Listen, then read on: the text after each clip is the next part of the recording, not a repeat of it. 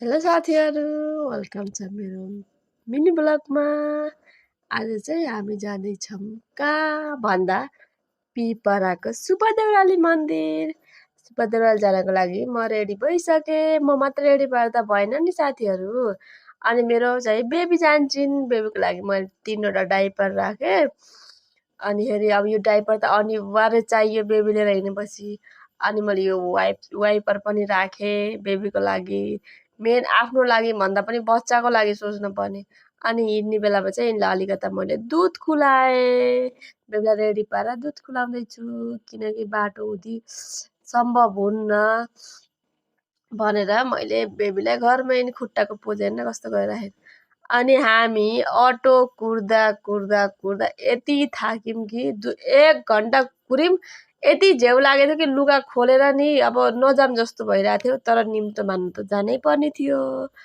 अनि हामी बाहिर हेर्न यति घाम छ यति घाम छ। हामी कुरेका कुरेछौँ अझै पनि अटो आएन। अटो नआइसकिकन नि बाबुले यता निकाले चस्मा। बाबुले चस्मा निकालेपछि बाबुले एकैछिन चस्मा लाएर फेरि यता देखाएँ। यिनले एकछिन चस्मा लाउन नमान्ने।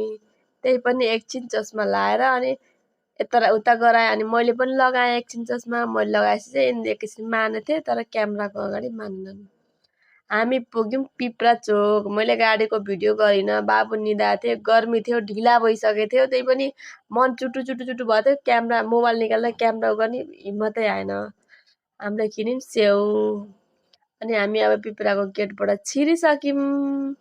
छिरेपछि हामी जान बित्तिकै खायौँ। हामीले खाजा खाइथ्यौँ। अनिखेरि त्यो चाहिँ भिडियो मैले बनाइनँ किनकि लाज लाग्यो, सबै हुनुहुन्थ्यो। अनिखेरि मैले फेरि खाजा खाइसकेपछि एकैछिन यताउता गरेको चाहिँ यो मैले भिडियो गराइरहेको छु। दिदीहरू सबै यतै बस्दै गफ गर्दै गर्नुभयो। मलाई चाहिँ बेबीले कति दुःख दिएथिन्। अनि यता चाहिँ हाम्रो पाक्दैछ मासु। हामीले भुट्टा र भुजा खाएको। अनि अब रसवाला चाहिँ पाक्दैछ।